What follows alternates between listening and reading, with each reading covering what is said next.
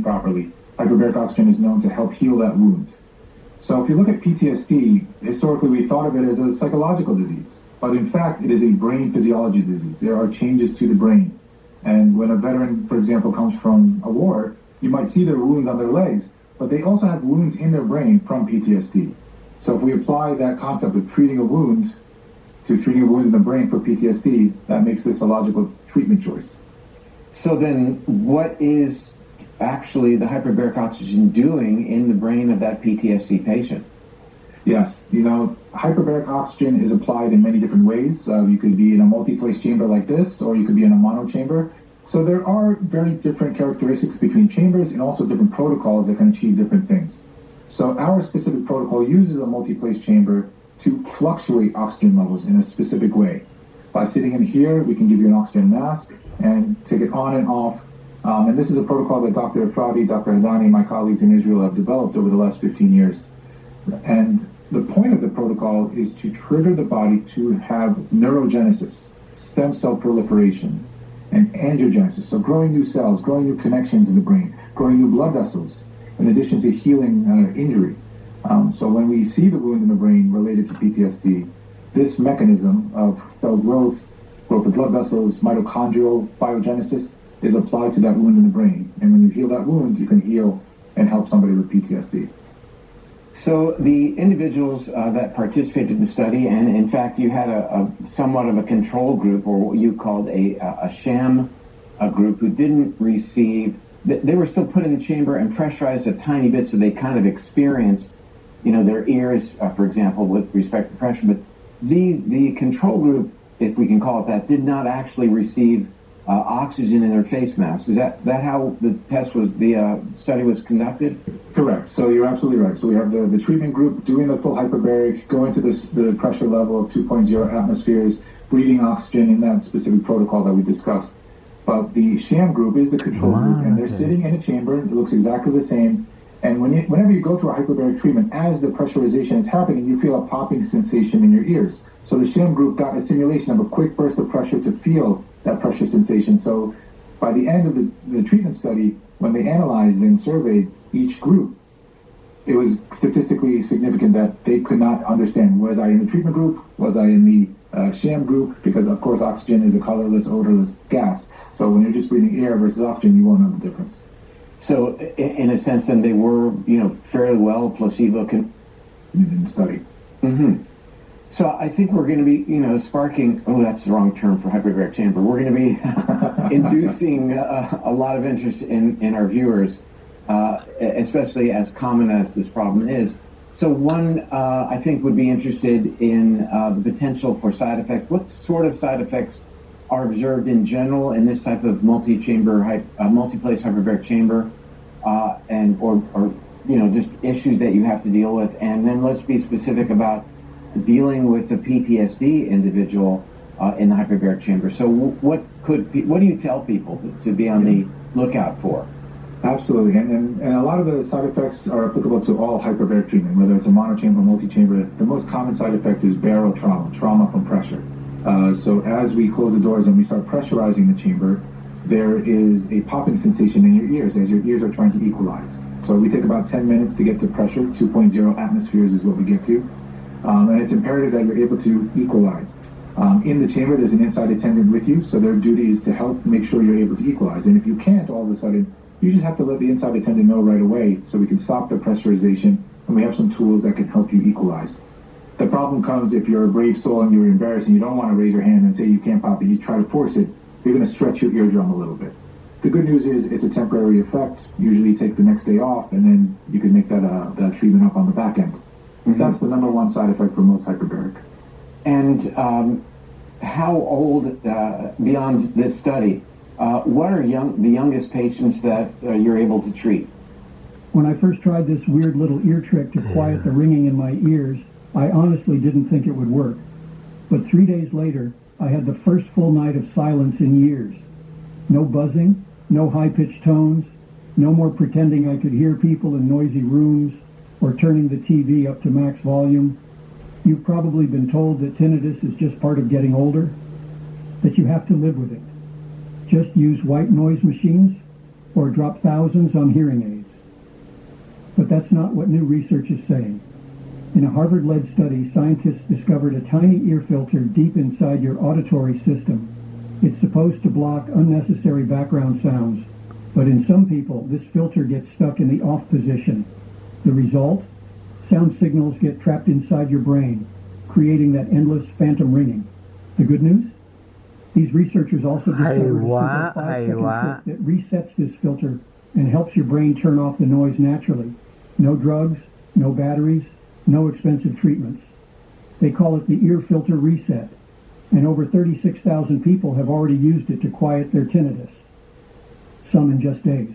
I didn't believe it either, until I saw my old friend Mark at a family gathering. Mark had struggled with tinnitus for years. He was the guy who couldn't sit in silence without going crazy. But now, he was calm, focused.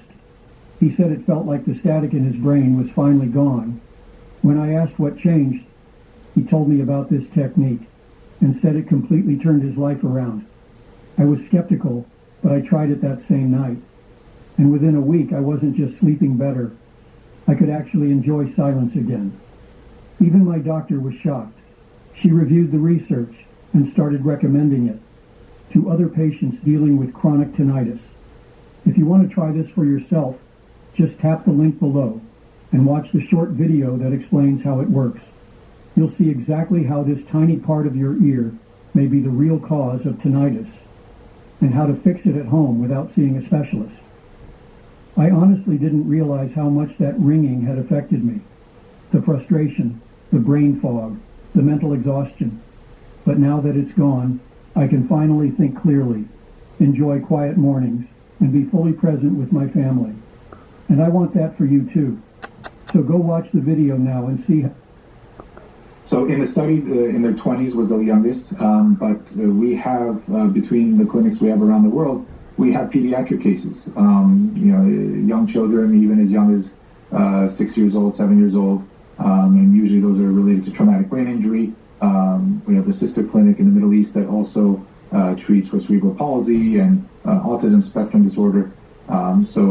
The age could be as low as that, but here being in Central Florida, we have a lot of villagers that are in their 90s, and some of them can beat me at pickleball. So, we always say age is just a number. The key is when we do our evaluation that we see in the brain something can be done physiologically, and if that's the case, we're happy to help. So they're called villagers. I was up there, and I was able to see the golf cart brigade. So you call them villagers in the villages, right? Yeah. So in the villages, it's more than just a gated community. This is a large, over 3-county, 175,000 people. So it's a whole city and community. And as you mentioned, everything's connected by golf cart. But they are living their best lives. They're playing pickleball, golfing, part of clubs, learning new things with classes. And if they want to improve their health or treat an injury, they come here. There you go. So they're still able to keep those CAP scores low, improve their quality of life, still able to be active, and in many cases, some are doing even better at that one-year follow-up. And, you had mentioned that this is something approved for all PTSD patients, soldiers in Israel, that they get this treatment, the government takes care of them. What does it look like here in America in terms of our military, for example, adopting this as a therapy for our soldiers suffering from PTSD? There are a lot in the VA and in the government ranks where they recognize, in fact, that this is a treatment that can help. On that same CBS morning show program with Dr. Ph.D, they had some senators as well and members of the House that were all in favor. It is a matter of time. I actually was just in Washington, D.C. speaking on behalf of hyperbaric oxygen for TBI and PTSD a few weeks ago. So there is a lot of traction, especially with the new administration and new members of Congress. I think it's just a matter of time where this does get offered to our vets because it's sorely needed. Well, kính thưa quý vị, mấy chục năm làm việc cho tiểu bang California, cá nhân tôi được may mắn giúp cho đỡ những người bị cái bệnh này là PTSD nha. Rồi và bây giờ thì tôi quay trở lại giúp đỡ cho những đồng nghiệp của tôi bị bệnh PTSD đấy ạ. Là Well, I mean, until now, the interventions have pretty much been pharmaceutical, I think. The development of a protocol, a pharmaceutical protocol, here's the pill, hope for the best. And this is certainly a bit of an outlier in terms of just the nature of the intervention, right? But you're getting a feeling that there's a little bit more openness now to consider I'm going to say kind of an alternative approach. Do you have a feeling there's a better environment now for considering an approach like this? I do, because I think the overall shift in medicine and governance around medicine is, let's try to tackle the cause of a disease rather than a pill to treat the symptom of the disease. And as we mentioned, that PTSD is a wound in the brain, and if we can heal that wound, we can help heal the condition. So that just general shift in mindset, I think, really gives hyperbaric a great chance to help these conditions. That's really a great point, because I've talked a lot about in my work that we need to focus on the fire, not just the smoke. I've often said there is no treatment, no medical pharmaceutical treatment for diabetes, for example, or high blood pressure.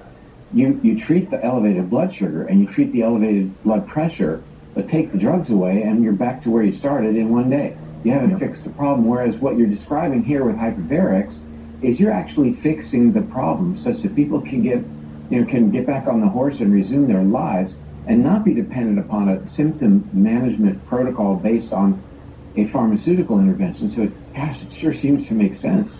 Absolutely, and I've always appreciated your work and your perspective, whether it's through diet and other modalities getting to the cause of a condition, and that's the way all medicine should think. Well, let's just shift a little bit to, we've kind of danced around the idea of traumatic brain injury.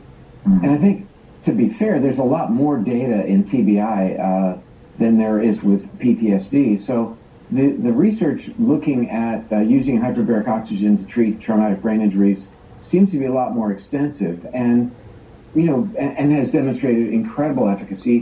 Why is there foot dragging? Well, let me ask you, in Israel, are TBIs generally treated, at least in the military, using hyperbarics?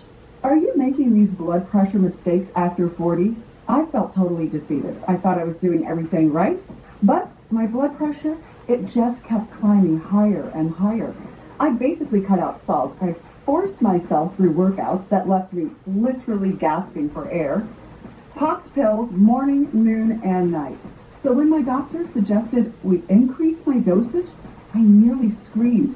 And I barely slept that night because all I could think about was my dad. He had a stroke at 62. Was that going to be me? But everything changed after I watched a presentation by Dr. Lewis. He's a board-certified lipidologist who treats celebrities and athletes at his Miami clinic. What he said blew my mind. The real problem? It isn't salt, exercise, or needing more meds. It's something happening inside our arteries that most doctors never talk about. Years of gunk from cholesterol, plaque, and calcium deposits that were making my arteries stiff and narrow, like clogged pipes. As they narrowed, my heart had to pump harder and harder just to push the blood through. No wonder my numbers kept rising, and that's not even the worst part. Everything I was doing was actually backfiring. Salt-free diet can raise blood pressure.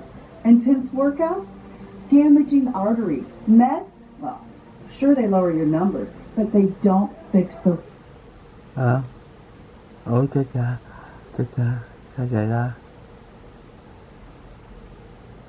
Trời đất ơi. Real problem. Worse, many contain toxic contaminants.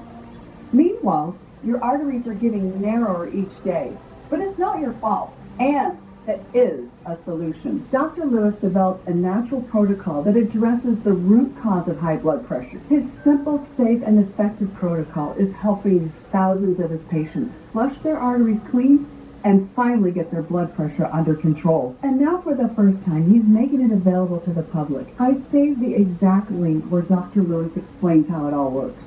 Just click the link below to watch it now. It's completely free, and he'll show you how anyone can do it from their home, regardless of their age, health, or condition. So if you're ready to stop stressing over every dash of salt, say goodbye to hours at the gym, and free yourself from meds with scary side effects, and finally address the real cause of high blood pressure. Tap the Yeah, in the military and in the civilian population as well. And you're right, there has been a lot more and earlier interventions with TBI because traumatic brain injury is, a little bit easier to think of, hey, there could be a wound in the brain from a blunt trauma. It took some time for people to realize that post-traumatic stress is a wound in the brain. That being said, also, you don't have to have a traumatic war to have a traumatic brain injury. The number one cause of TBI in our population here in Florida is falls. So just falling and then hitting your head. We have a saying in the clinic, the brain does not discriminate what hurts it. So whether it's the floor, a Ford Explorer in a car accident, or a shell shock from a cannon, injury is injury. And if you see that injury, we know that this treatment can help. Studies that are published, we actually have them and all the direct links to the journals on our website as well. And any information about all the conditions. Our clinic is here in the Villages, which is an hour north of Orlando. So if you're in the Central Florida area, we have open tours all the time. So I'm happy to speak with anybody in person, or if they want to have a virtual consultation, we offer those for free as well. That's great. Well, Dr. Elamir, thank you for taking time out of your day to speak to our audience. I'm sure people learned a lot today, and it's really wonderful that we can offer through this technology hope for TBI patients, PTSD patients, certainly stroke patients as well. So thanks for joining us. Absolutely. It's our honor and it's our duty to help, whether it's veterans or anybody suffering from stroke. I'm happy to help anybody, and thank you for giving us the opportunity, and thank you for all the work you've done too, Dr. Palmer. Thank you.